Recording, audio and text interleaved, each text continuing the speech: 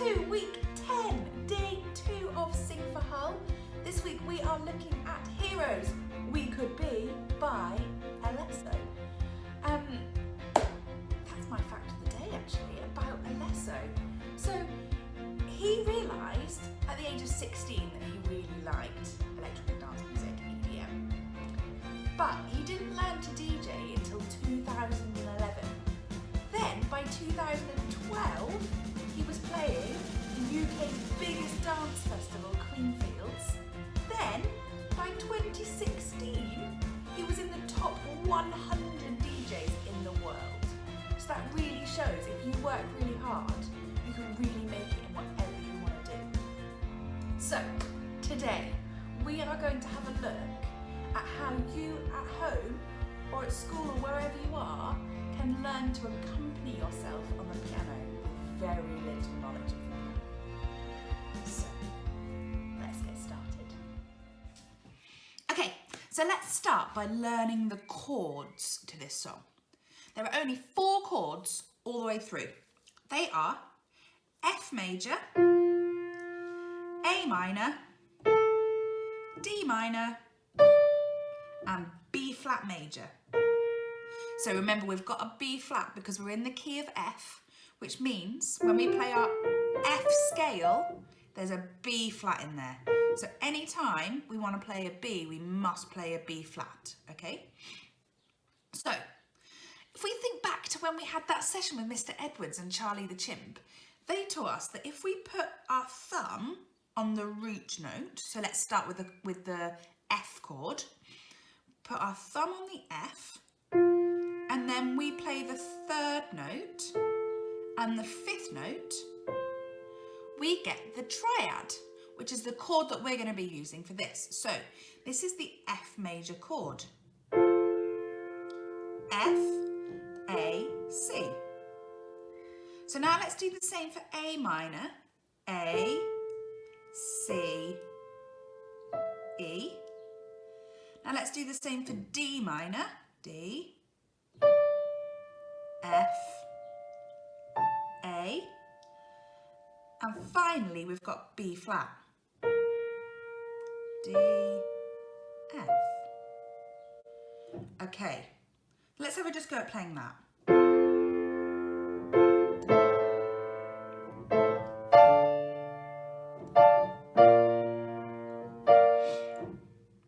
Now it sounds nice, but I think if I was going to play that for the whole song, all that jumping around would make my arm very tired. Truthfully, I like being a little bit lazy and staying in the same place. So, we can easily do that. We're going to work out how to play inversions. So inversions are just where you play the chord, but in a different order. So let's have a look at that F major. I could change the order of those notes. We've got an F, an A and a C. What happens if I put the F at the top? Great! Same chord, just a different way of playing it. Now let's put the C at the bottom. Same chord, just different way of playing it. So we've got 3 different ways to play that. We've got the F at the bottom. Then we've got the first inversion, which is when we put the A at the bottom. And then we've got the second inversion, where we've got the C at the bottom. So, let's have a look at our chords and see if we can find an easy way to play this. So we've got our F major, F, A, C. So next, we've got A minor, which we said was A, C and E. So, if we've got F, A, C, we can leave the A and the C where it is.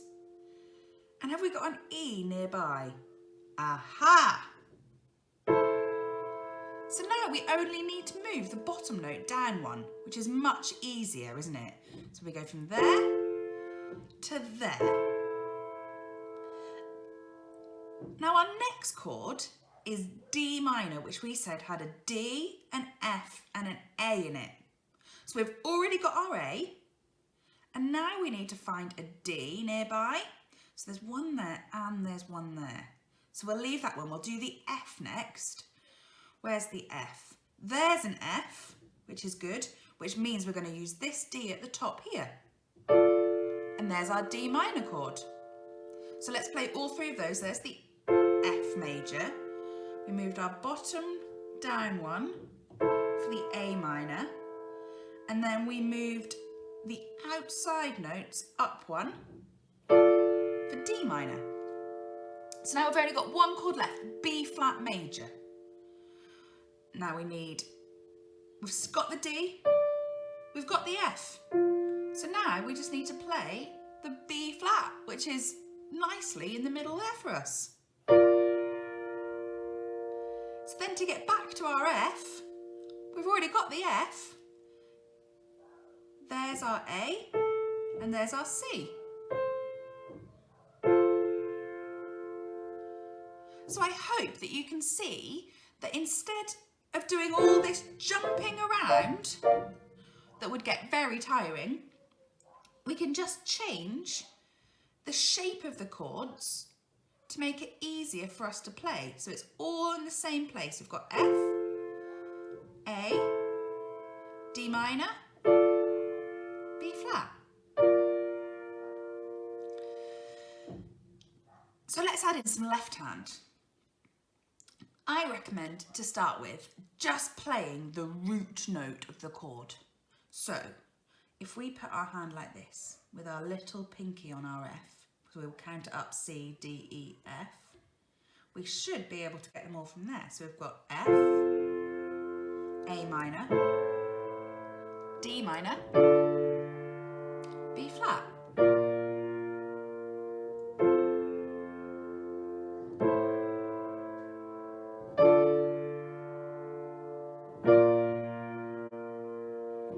Easy peasy. Now, that's very nice, but now you're thinking, oh, it doesn't sound that interesting.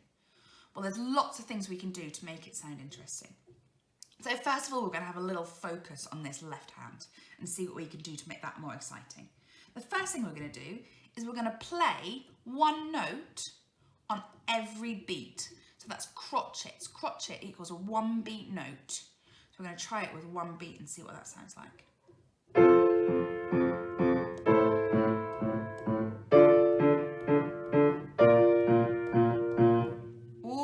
Sounding more exciting.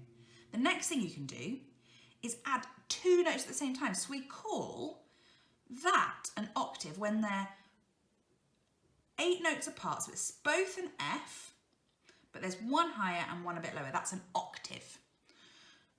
So we're going to try playing those.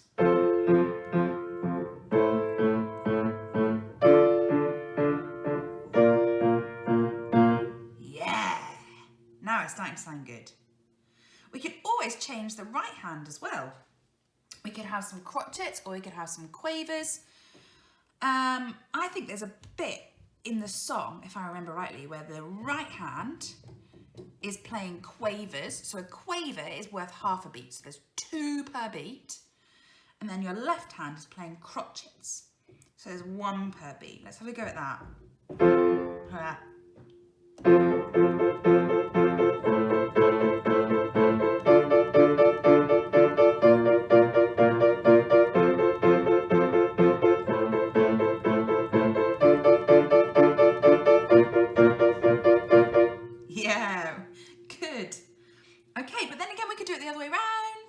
Some different things in. Something that's quite popular in pop music, you might recognise this pattern, is when you rock the notes. So it'll sound a bit like this.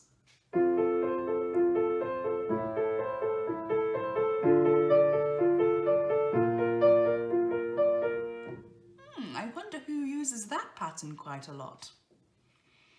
Brilliant, okay. So that pattern happens all the way through, but start steady with those block chords.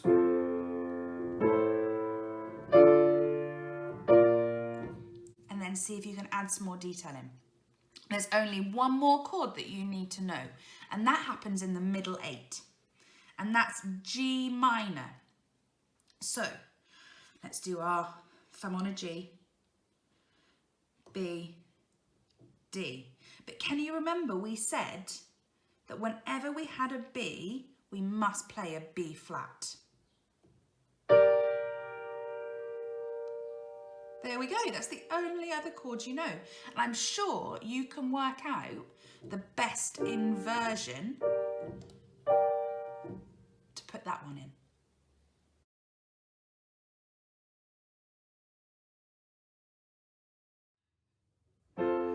We'll hide away in daylight. We'll undercover, wait out the sun. Got a secret side in plain sight. When the streets are empty, that's where we run. Everyday people do everyday things, but I can be one of them. I know you hear me now. We are a different kind. We can do anything.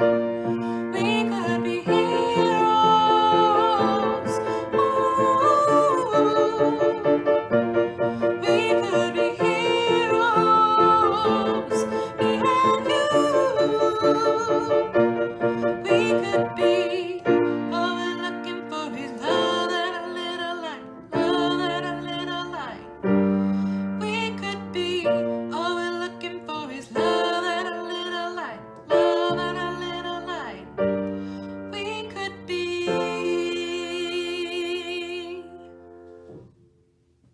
So hopefully you now know a little bit more about chords and the chords involved in this song and how you could play them on the piano. Don't forget to join Mrs. Miller tomorrow for a bit of a more detailed look at the song. And now I'm going to pass over to Mr. James Dickinson, who's going to tell us about a project that schools can get involved in. Very exciting.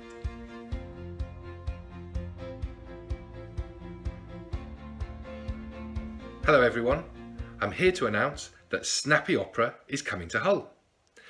This week we have a special task for you that is different to the usual Sing for Hull activity. We want you to explore how you can be creative in lots of different ways using opera. Now some of you might be wondering, what is an opera? Put simply, an opera is a way of telling a story using music, drama and design. A bit like a musical, but with less talking. You might be thinking that opera is only for adults and has to be performed in grand buildings, but that's not true. In fact, there are even operas written for children to perform and enjoy. A snappy opera is an opera written especially for young people like you, so that you can have a chance to sing, act, and make your own props and costumes.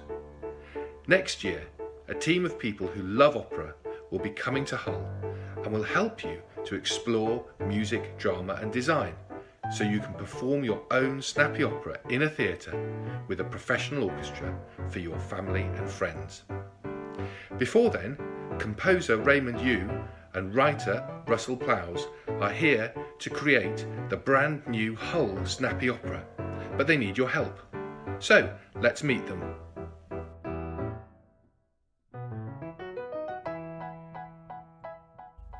Hi, my name is Raymond I live in London and I'm a composer. You, me and Russell will form a writing team to create an opera about aliens. But first of all, I want you to consider yourself to be a composer. I was born in Hong Kong and I grew up with Cantonese pop music and Cantonese operas, and I knew very little about Western classical music then. I thought being a composer was to write songs or to write symphonies like Mozart and Beethoven did. As I get older, I came to realize being a composer is to be someone who has the imagination and skill to organize sounds into a structure who can convey ideas and provoke emotions in those who listen to it. It is not dissimilar to authors writing stories or filmmakers making movies. Opera is storytelling, bringing together words, music and images. As I'm a composer, I'm going to be working with you to put together the musical ingredient for the project. I want you to think of the following. 1. If you were to meet a friendly alien as an introduction, you might want to play a piece of music to break the ice. What would it be? 2.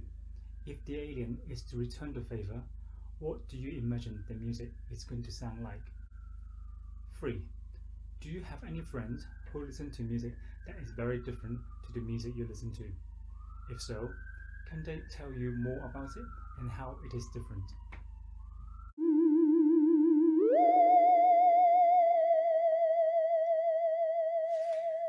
Hi, I'm Russell Plows. I'm from Hull and I run Hull Urban Opera, which is our very own professional opera company in the city. You might have seen our singing Yeti in a basket on White Frigate last year. My family and I moved out of Hull when I was a bit older than you, but I came back 3 years ago and I'm really excited to be working with young people from a city that has produced amazing work like music, theatre and poetry over the years. On this project, I'll be your librettist, and that means I'll be writing the words that you sing in your Snappy Opera. We want you to really use your imagination so that we can include as many of your ideas as possible in the finished opera. The theme of your opera will be aliens. Now, as soon as I said that, probably images came into your head, and we want to explore those images with you. And to help you get started, here are some questions to think about. 1. What does it mean to be an alien? And are there already examples on Earth? 2.